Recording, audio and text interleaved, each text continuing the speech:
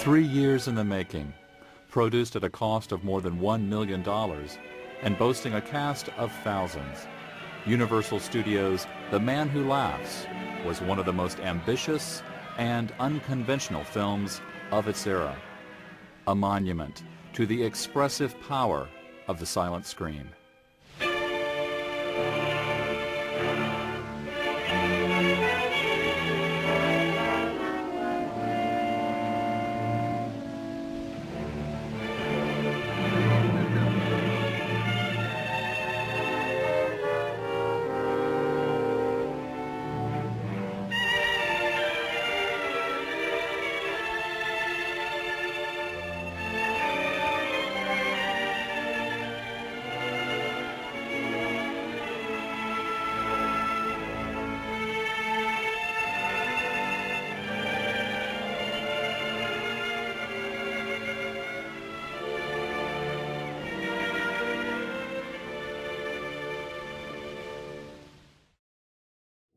The genesis of the film began 5 years earlier with the release of The Hunchback of Notre Dame. Universal Studios head Carl Laemmle invested a small fortune in the production, constructing enormous sets on the studio backlot and populating them with costumed extras. But the greater gamble was building such an extravagant epic around the hideously misshapen form of Quasimodo. Beginning as a versatile character actor, Lon Chaney had risen through the ranks of bit players and supporting casts to carve out a place for himself in leading roles. He became a star not in spite of, but because of his unconventional looks, his willingness to contort his face and body to render himself the human animal. Not merely an unsightly villain, Chaney's devious characters were three-dimensional, often nursing broken hearts beneath their hardened exteriors. This formula was the key to Chaney's popularity, and it was also a central component to many of Universal's early horror films. When Hunchback proved to be a phenomenal success, Universal began preparing another Chaney vehicle along similar lines.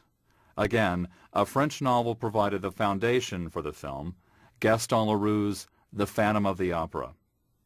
Equally extravagant, with a familiar blend of romantic tragedy and diabolical thrills, The Phantom of the Opera was one of the highest-grossing films of the decade. It was only logical that Laemmle should repeat the successful formula once again, so he returned to the author of Hunchback, Victor Hugo. The novel L'Homme qui rit appeared in America as The Laughing Man, as well as under its more familiar title, The Man Who Laughs. Opening in the year 1690 and continuing into the 1700s, the novel follows the plight of Gwynplaine. Heir to a British lordship, he is kidnapped by his father's political enemies and surgically disfigured by a brotherhood of gypsies known as Comprachicos. Deserted by the ghouls who disfigured him, Gwynplaine forms a kind of family with Dea, a child he finds abandoned in the snow, and Ursus, a kind-hearted carnival showman. Dea grows up to be a beautiful woman, but is permanently blind. Her sightless eyes shield her from the horror of Gwynplaine's appearance, but enable her to perceive the gentle spirit that dwells behind the hideous smile.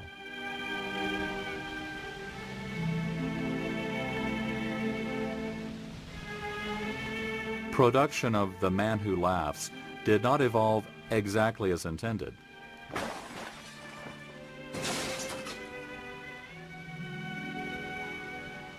In 1927, Chaney was under contract to MGM, where he was being showcased in a rapid succession of films tailored to his persona.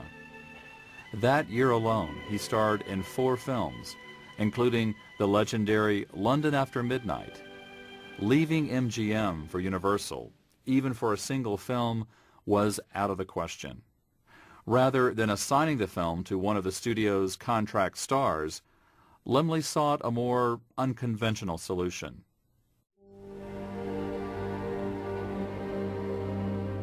Laemmle turned to the cinema of his homeland, where ambitious filmmakers were resisting the American trend towards clean aesthetics and glamorous storylines.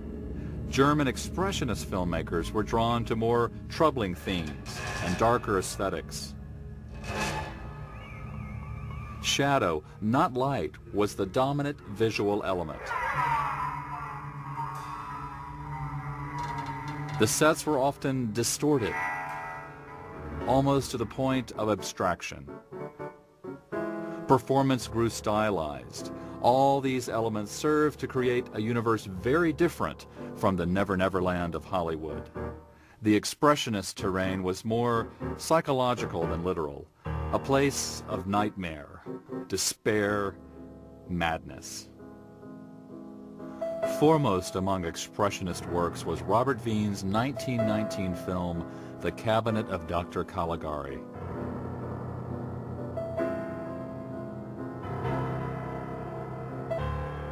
In which a skeletal sleepwalker prowls the countryside and commits murder at the bidding of his master, a carnival hypnotist. In the role of Caesar was an actor who would become an icon of expressionism, Conrad Veidt. His lanky figure, his angular facial features perfectly suited the nightmare aesthetic of expressionism.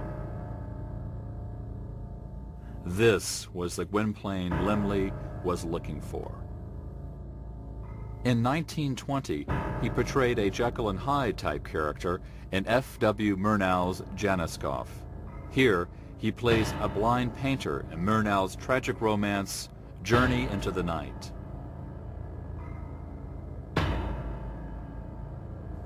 In the 1924 film Waxworks, Veidt portrayed Ivan the Terrible and gleefully depicted the tyrant's mental deterioration. The director was Paul Leni. Leni had begun his career as a designer in the Deutsches Theater under Max Reinhardt, the theatrical producer who tutored many of Expressionism's greatest artists, including F.W. Murnau, Edgar G. Ulmer, and even Conrad Veidt. Leni had already directed 3 films with Veidt, including The Mystery of Bagalore and Prince Cuckoo. But it was Waxworks that earned Leni a contract at Universal Studios.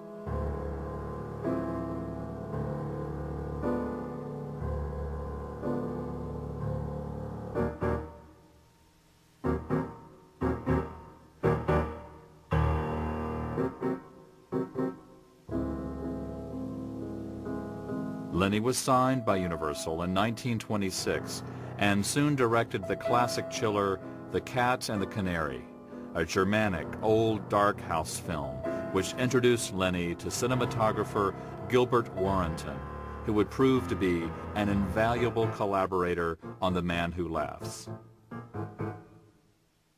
Once Conrad Veidt and Paul Leni became associated with the project, The Man Who Laughs was no longer an imitation Lon Chaney film. It became something wholly unique. Drawing from his own design experience, Leni envisioned a shadowy, haunted world worthy of his expressionist background, superbly accomplished by art director Charles D. Hall, who would later design the sets for Dracula, Frankenstein, and The Old Dark House. In many ways, The Man Who Laughs laid the groundwork for the Universal horror films that would soon follow. Films that established the horror movie genre and set the aesthetic standard for decades to come.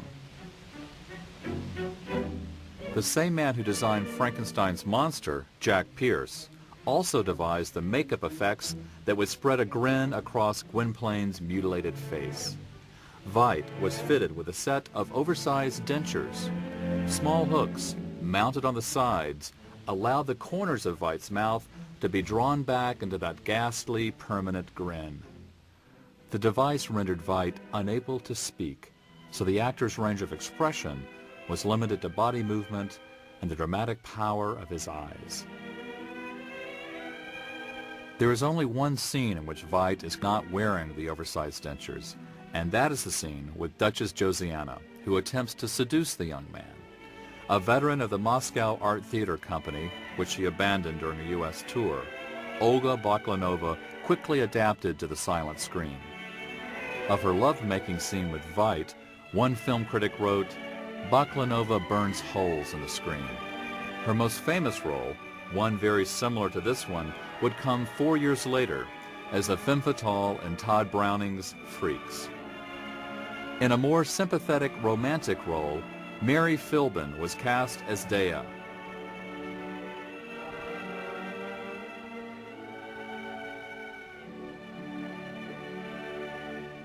Philbin had been discovered by director Erich von Stroheim in a well-publicized talent search.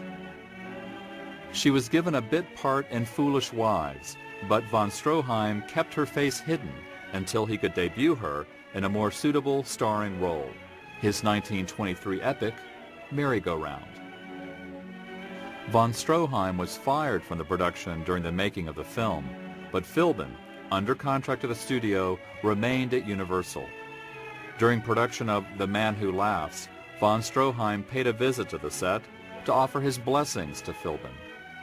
Philbin went on to win the starring role of Universal's mega-production, The Phantom of the Opera, and it was certainly this performance that landed her the role of Dea. One of Philbin's co-stars in Phantom was Cesare Gravina, who had previously appeared in the Lon Chaney vehicle The Penalty, and was also a member of von Stroheim's stock company. Gravina's wild eyes and fierce acting style made him perfectly suited to a supporting role in The Man Who Laughs.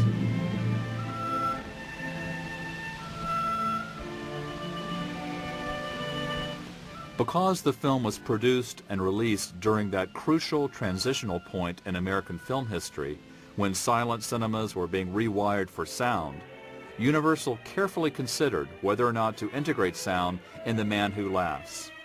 The question of dialogue was easily resolved by the fact that Veit could hardly speak while wearing his dental apparatus.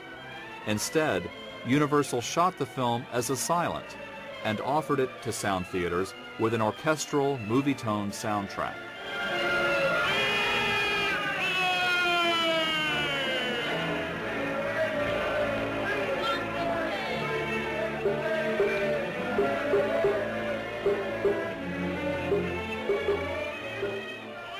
As was common during this period, studios used films to popularize songs and then market the sheet music, the modern-day equivalent being the marketing of soundtrack recordings. This explains the prominent placement of When Love Comes Stealing.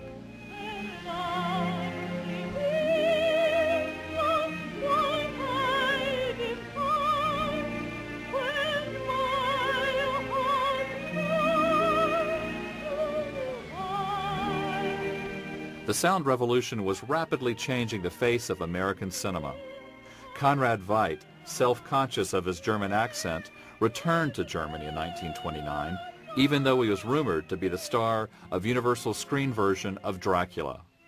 When Veidt reached his fatherland, the occasion was celebrated by a gala screening of The Man Who Laughs, which Veidt personally attended. The Man Who Laughs marked the end of Lenny and Veidt's collaboration. Lenny made only one more film, The Last Warning, before he died suddenly of blood poisoning in 1929.